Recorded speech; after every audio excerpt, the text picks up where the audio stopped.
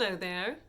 It has been a while since I have made a little video like this, so it's nice to be doing it again.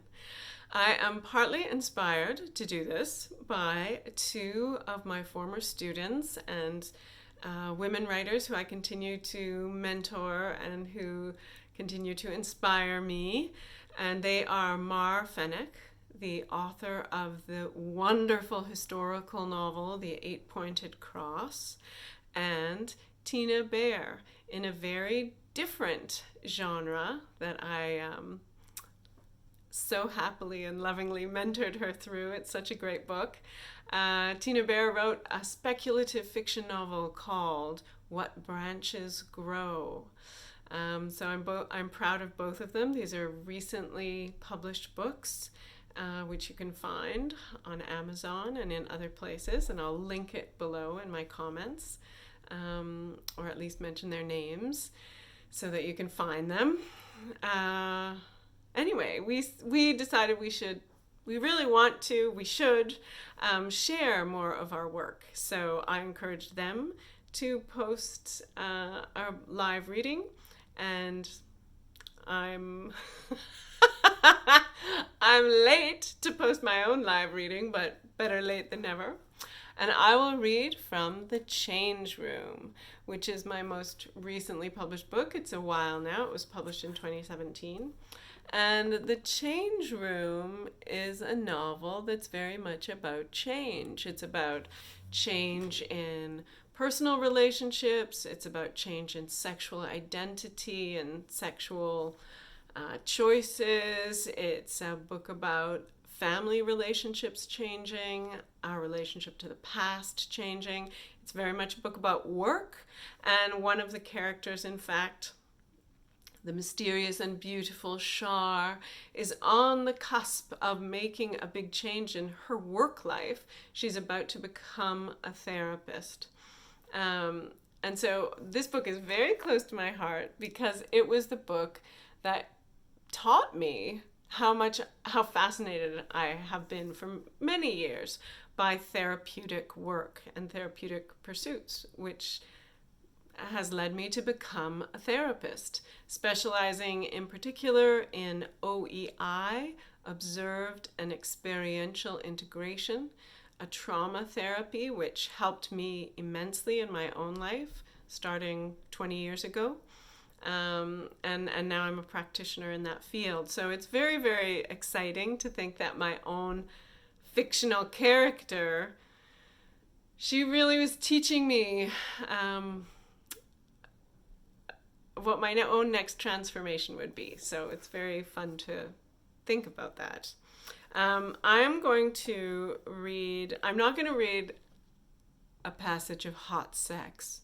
I'll try to do that another time, maybe when it's colder out, because I'm still very shy to read those passages. They're extremely graphic, not graphic in a gross way, but graphic in a very detailed, loving, sexy, juicy, intense way. I write about sex in this book in a way that we don't normally think of it being written about in literary novels. So yeah, it continues to challenge me to read it out loud, which I think is great. But I will read. Sorry, I will read the aftermath of some great sex. In fact, the couple who is central to the book, Eliza and Andrew, are just getting it on, and things are really heating up, and it's gorgeous, and Eliza's really happy because it's been a while. And one of their kids wakes up. Damn. This is for you, Tina. Tina recently had a second baby, and my characters in this book have two kids as well.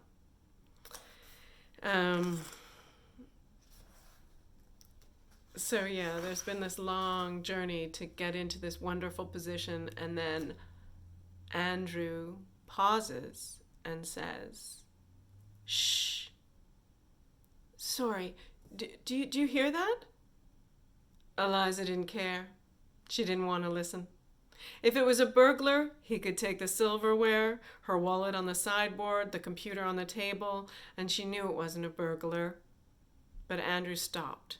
He lifted himself off her like a man in mid-push-up, his head held in the tense aspect of listening. She sighed loudly. What is it?" she asked, though she could hear it now too. He's just down in the kitchen getting something to eat. You didn't have to stop. It's like you stopped on purpose." "Eliza, I did stop on purpose to try and figure out who might be in the kitchen at 11:30 at night." He moved off her body and folded up into a sitting position. "You know it's our son. He's getting a midnight snack." She sighed again. Andrew didn't like to have sex when the boys were awake. "Why is he doing that?" he asked. "I think he's going through a growth spurt or something." "Do you want me to go down?" Andrew asked. "On me," she said, grabbing her crotch. "On me." He didn't laugh. Good thing, because she wasn't really joking. "Eliza, please don't be upset. I'll just go see what he's up to."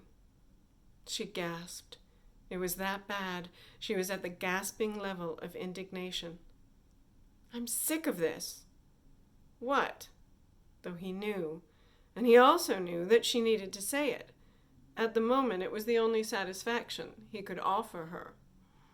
So this loving couple then have an argument about having or not having sex.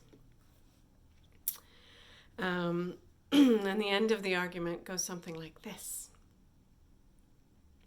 "Well, the pressure you bring to it just makes the whole idea of sex so stressful." "What do you mean? I never even complain anymore. We rarely even mention sex, let alone talk about it." "But you always act like you're starving, Eliza. It's not starvation, you know. Sex is not as important as food." "Sex is more important than food because we already have enough food," she said. She realized belatedly that she was almost yelling. And from the second floor came the call, "Mommy!" It was Jake. He'd woken up too now, and he was crying. "Great," said Andrew. "They're both awake. Just like old times. I'll go." "Never mind, I'll do it," she snapped, wanting him to feel guilty and unhelpful. He expected her to do night duty. "They'll go to sleep faster with me." Jake's crying intensified. He began to howl. So down she goes, and 45 minutes later, the two boys are asleep, and she is looking at them.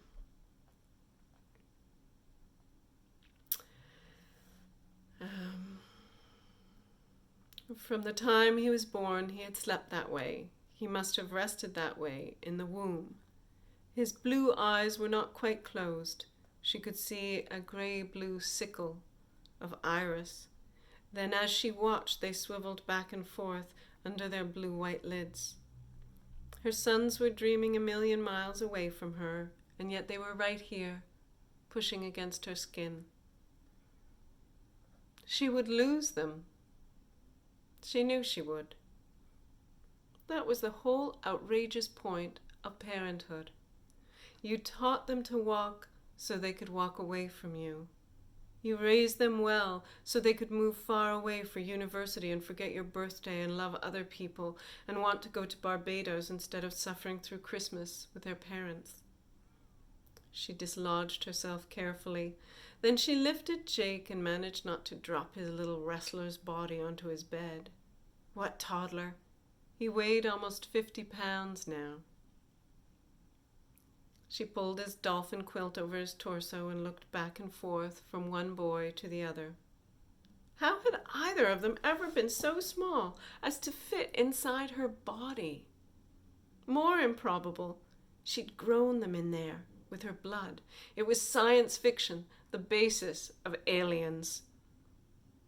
And then she pushed them out into the light and air and life. It was ridiculous. It was banal. It happened every day, over and over and over.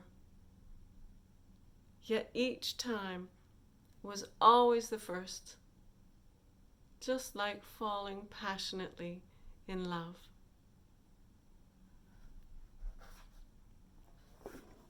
And then she gets out of leaves the boys' rooms and has to make the decision about whether or not she's going to masturbate to get herself to sleep. I'm laughing, but she didn't think it was very funny at the time. I think we actually, I do anyway. I don't know what it's like for you, but even having written this book and talking and thinking a lot, researching a lot about sexuality and sex, it's still such a tender and loaded and difficult subject.